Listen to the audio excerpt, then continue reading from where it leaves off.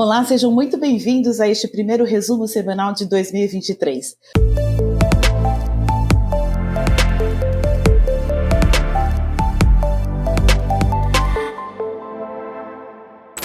Hoje comigo, Jaqueline Carvalho, e com Maurício Paranhos, que é diretor de operações da Apura Intelligence. Maurício, muito obrigada por gravar conosco.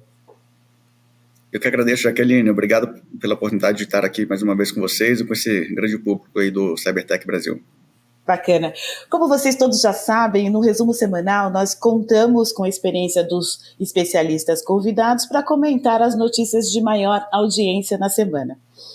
Maurício, a primeira notícia que eu gostaria de comentar com você é sobre o impacto dos ataques às infraestruturas públicas.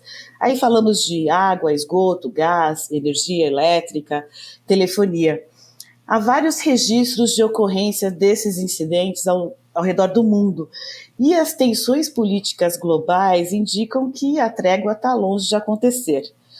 No Brasil, o governo federal anunciou em dezembro a criação do Centro Integrado de Segurança Cibernética. Estes ataques, Maurício, são preocupantes e exigem o máximo de atenção. Você acha possível criar uma estratégia ampla de defesa?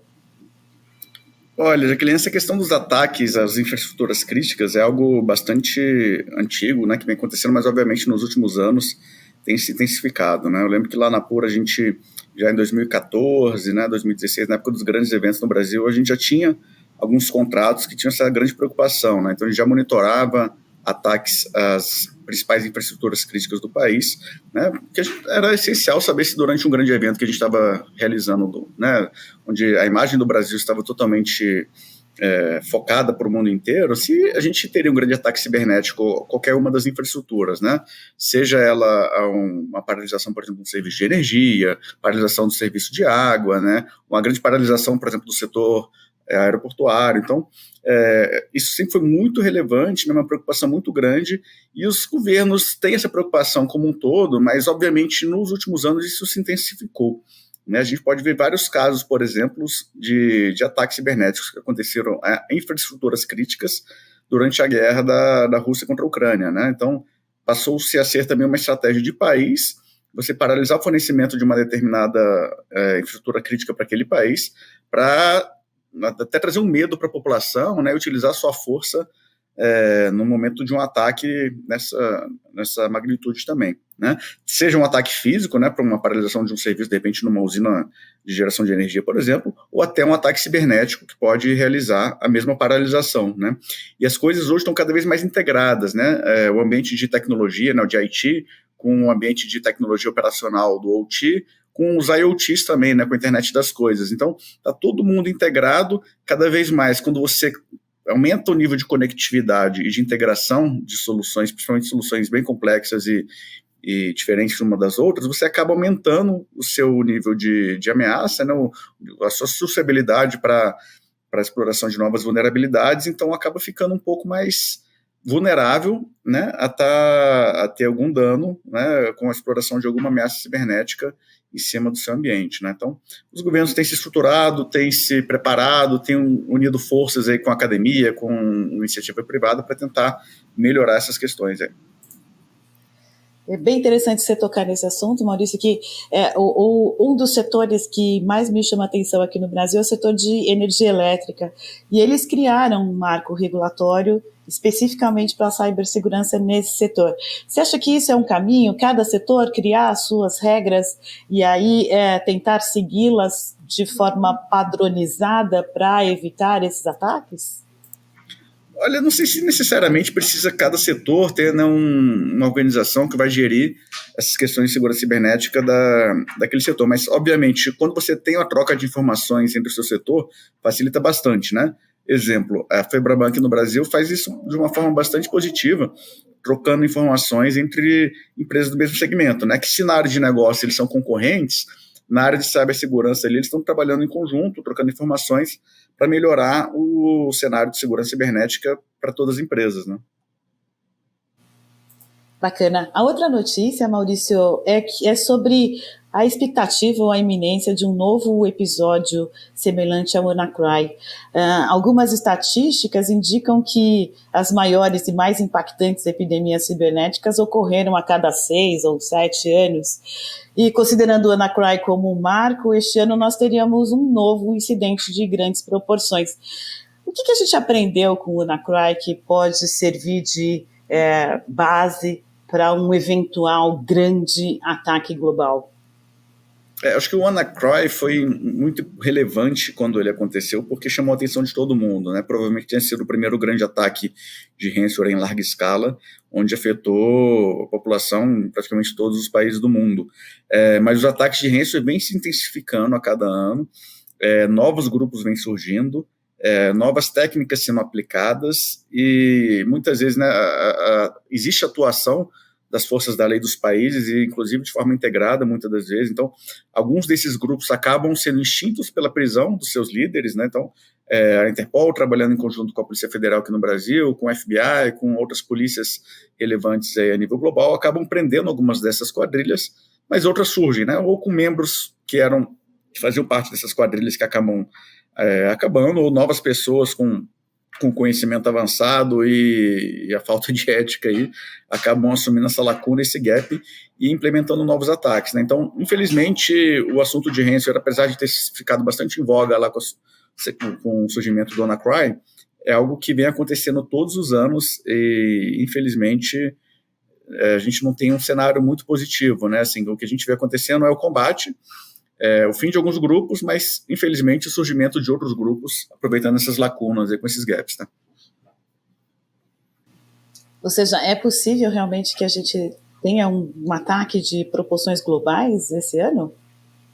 Sempre é possível, né? Como eu comentei aqui, todo ano tem acontecido, né? Assim, novos grupos vão surgindo, novas técnicas de ataque vão surgindo. Quando surge uma nova tecnologia, naturalmente que surjam também novas vulnerabilidades, né? Então, esse mundo de inovação constante que a gente vive, de integração, de hiperconvergência, acaba deixando mais suscetível também o nosso ambiente à exploração de novas vulnerabilidades, né? Confesso que eu não sei nada específico, assim, olha, a nova tendência vai ser um ataque com tal tecnologia, porque a gente acaba descobrindo isso quando acontece. Mas a qualquer momento pode surgir um novo vetor de ameaça, uma nova forma de exploração, mas todos os anos a gente pode comentar que os ataques de ransomware, por exemplo, vêm se intensificando, novas técnicas de ataque vêm surgindo, mas até já dando um spoiler para vocês, a gente lançou hoje um relatório anual que a Pura divulga anualmente, né, sobre o que aconteceu no ano anterior sobre os assuntos relacionados à segurança cibernética. A gente pode verificar lá que 50% dos incidentes que acontecem nas empresas ainda tem relação com credencial vazada. Né? A gente acha que credencial vazada é uma coisa que aconteceu no passado, né? Que hoje em dia todo mundo já implementa segundo fator de autenticação, todo mundo já tem preocupação com o seu usuário e senha, mas até nesse relatório que a gente lançou agora, que usa com base também os insumos do Verizon Data Breach Investigation Report, né, que é o principal relatório de vazamento de dados do mundo, mais ou menos 50% dos incidentes têm relação com credencial vazada. Então, alguns usuários têm maior preocupação, algumas corporações implementam soluções para evitar problemas com credenciais, né, como o uso de soluções como cofre de senhas, como segundo fator de autenticação, mas acaba que isso ainda é bastante relevante e, apesar de a gente achar que não, é um dos principais vetores de ameaça para as corporações. O risco nesse caso está em a gente acreditar que esse é o assunto superado e aí deixar passar essa questão do zelo pelas credenciais? Esse é um grande problema, né? A gente acha que isso já não é mais um problema, que já foi solucionado, né? Implementei alguma tecnologia, implementei um segundo fator de autenticação, alguma solução corporativa ali para gerenciar as credenciais, mas infelizmente boa parte dos ataques acontecem com isso. Um grupo de ransomware, por exemplo, né? A gente acha que às vezes eles só fazem ataques super sofisticados, né? Explorando vulnerabilidades zero day, aí, que ainda não existe uma correção, mas muitas vezes não é assim, né? Muitas vezes estão lá nos grupos de Deep Web, acabam pegando um leak de credencial. Você pegou um leak de credencial, você faz um scan na rede da determinada empresa, descobre lá um servidor de VPN de autenticação, autentica com aquela credencial válida, vazada, e pronto, você está dentro da rede corporativa. Aí o atacante às vezes fica ali quietinho, né, para verificar se ninguém vai detectar a presença dele. Ó, ninguém detectou minha presença. Aí ele começa a fazer um ataque de movimentação lateral, né, entra num servidor que não tem muito acesso, muita informação, mas aí depois ele vai fazer um ataque de escalação de privilégio. Acaba virando administrador do domínio. Aí acabou. Aí aquele atacante pode fazer o que ele quiser, né? Ele pode criptografar os dados da corporação, pode roubar informação e vender essa informação lá fora, ou extorquir a empresa para não divulgar essa informação, né? Muitas vezes esses ataques acabam acontecendo com uma coisa muito simples, né? Que é um leak de credencial. Estamos ainda, Maurício, então, numa fase inicial, né, eu diria, nessa jornada aí de conscientização em relação à cibersegurança, né? Assim, cada um tem que se conscientizar de que é um papel importante, de que tem relevância numa estratégia global aí, que seja corporativa ou de governo, para coibir esses riscos, né? Sem dúvida. A conscientização de toda a corporação e a proximidade também dos tomadores de decisão, né, e o patrocínio dos tomadores de decisão também para a cibersegurança é essencial, né? A gente vê vários casos recentes aí, tanto em governo quanto em grandes empresas, onde os ataques surgiram por uma má gestão da credencial de uma pessoa C-level, né? De repente um presidente de uma empresa, um ministro, uma grande autoridade pública teve seu credencial vazado, aconteceu aquele incidente, né, e depois tem todo esse trabalho de contorno aí para amenizar todo o impacto relacionado ao incidente, né? Mas se tivesse tido um cuidado mais especial com essa credencial, provavelmente esse incidente não teria acontecido.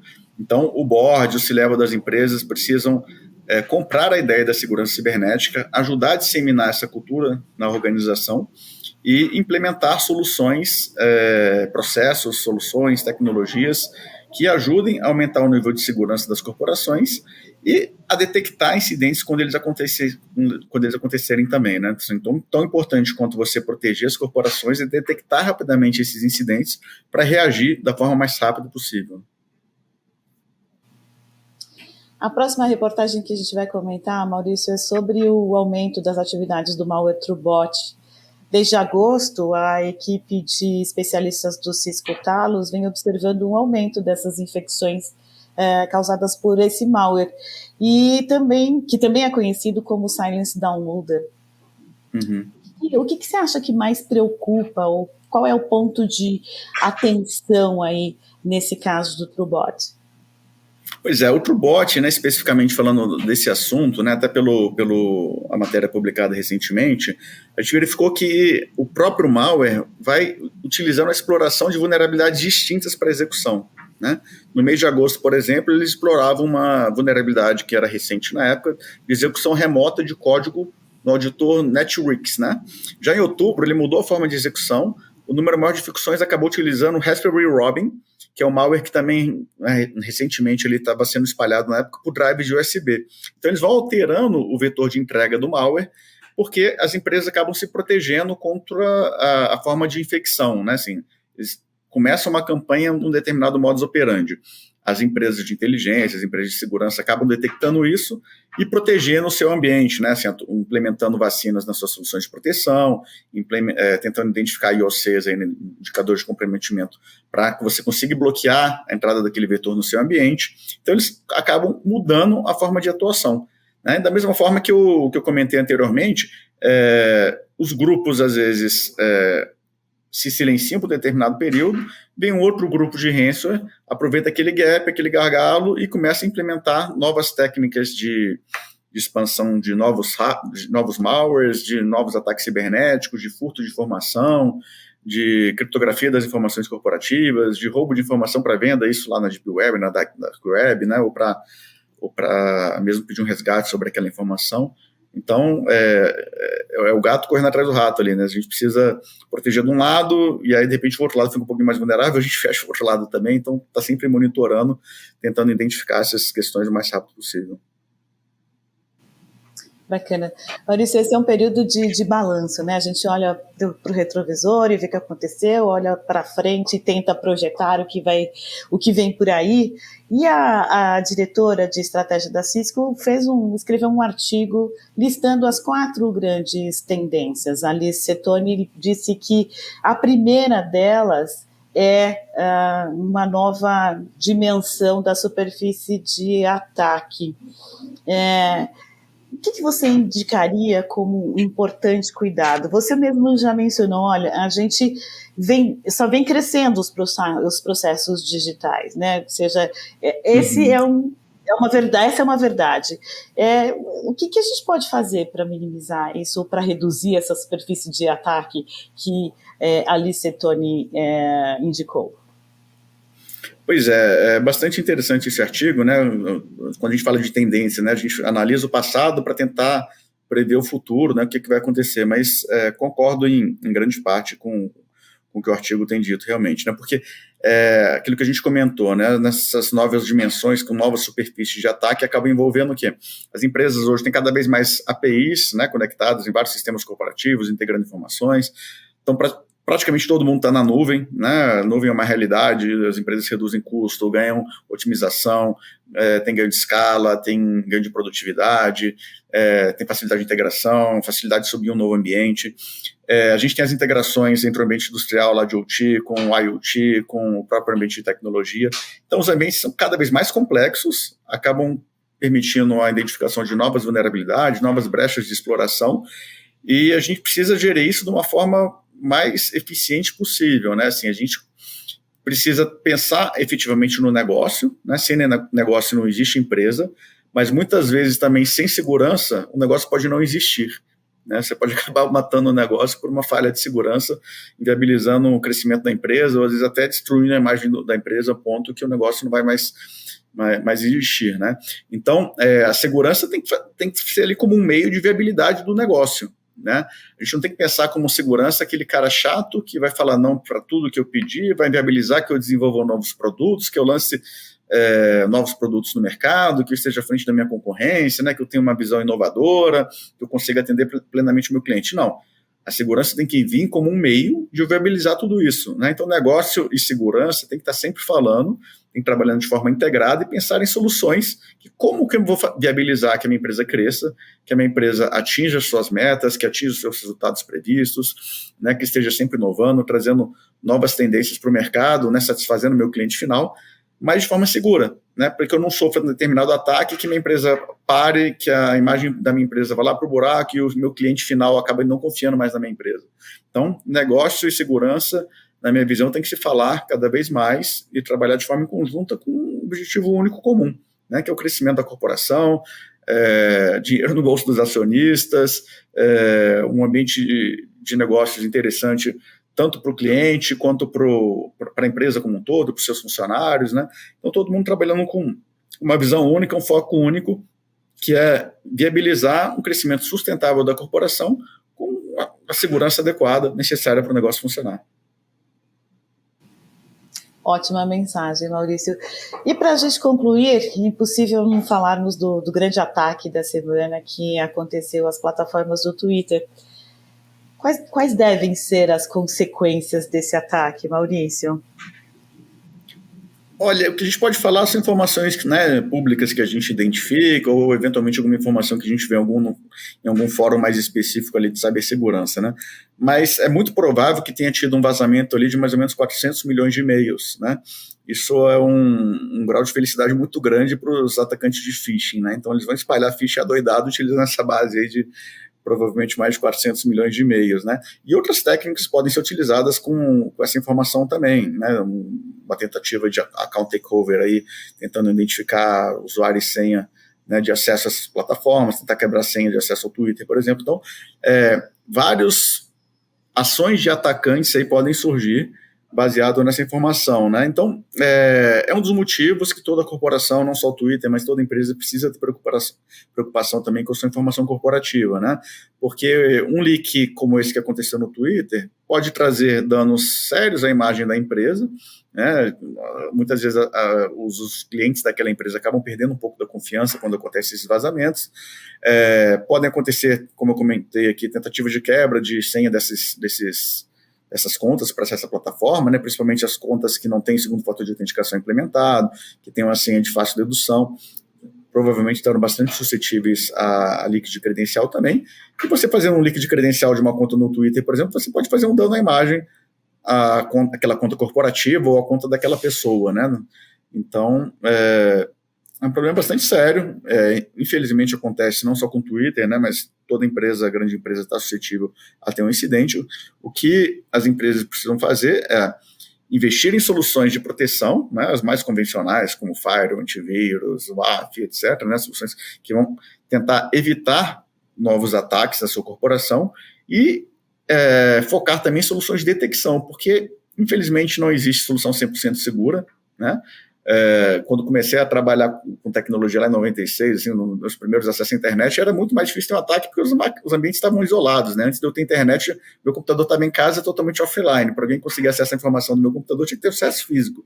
Hoje em dia, todo mundo conectado, as vertentes de ataque são muito maiores, então o nível de preocupação tem que ser maior em relação à proteção, como a gente comentou, mas em relação à detecção também. Infelizmente, vai ter coisa que vai passar por baixo do radar, seja por uma porta que tem que deixar aberta para a funcionalidade do negócio, seja por um zero day que surgiu, ou alguma fraude interna na corporação. Então, preciso também ter soluções e processos internos que ajudem a detectar esses movimentos dentro da sua rede corporativa e olhar para o lado de fora também, né, como as soluções de Cyber Threat Intel, onde a gente vai monitorar o lado de fora da corporação com informações relacionadas à própria corporação, né? Tentar identificar vazamentos de credenciais, vulnerabilidades expostas, fraudes, golpes, vários assuntos relacionados aí que a gente precisa detectá-los e reagir o mais rápido possível. Ô Maurício, me veio agora uma questão que é curiosidade, na verdade. Quando ocorre a divulgação de ataques como esse, ou quando há a percepção de que ataques como esses ocorreram, o usuário, ele recebe, você mencionou a questão do phishing, né? Aumenta-se a incidência de phishing, aumenta a ocorrência de envios de e-mail, o usuário percebe alguma mudança comportamental? É possível ter essa percepção? Então, dando mais um spoiler para vocês sobre o relatório que a gente lançou hoje, sobre o ano de 2022 na Apura, a gente identifica aqui os principais problemas dos nossos clientes, né, que a gente faz todo esse trabalho de monitoramento, estão relacionados a ataques de phishing, a perfis falsos em redes sociais, uso indevido da marca dos nossos clientes, né? Então, a grande maioria das empresas está suscetível a isso, infelizmente, quando a gente acaba tendo um grande vazamento de dados, um grande vazamento de lista de e-mails, etc., os atacantes acabam utilizando essas bases para aumentar ainda mais a utilização dessas técnicas de início de ataque, né? Porque um site de phishing, né, um atacante, por exemplo, quando ele manda e-mail para 400 milhões de e-mails simulando uma determinada marca, vamos supor que 0,5% desses e-mails sejam clientes de um grande banco. Se 1% dessas pessoas acabarem caindo naquele golpe, não tomarem as ações necessárias, achando que aquela mensagem, que aquele e-mail é um e-mail real e clicarem no código malicioso, o atacante já atingiu seu objetivo ali, né, e acabou atingindo, às vezes, milhares de pessoas com essa técnica de phishing, né? Então, ele acaba tendo ganho de escala, então, infelizmente, acaba acontecendo bastante. Muito bom, nós conversamos com Maurício Paranhos, diretor de operações da Apura Intelligence. Maurício, muito obrigada pela sua participação. Eu que agradeço, Jaqueline, sempre à disposição de vocês. Um abraço.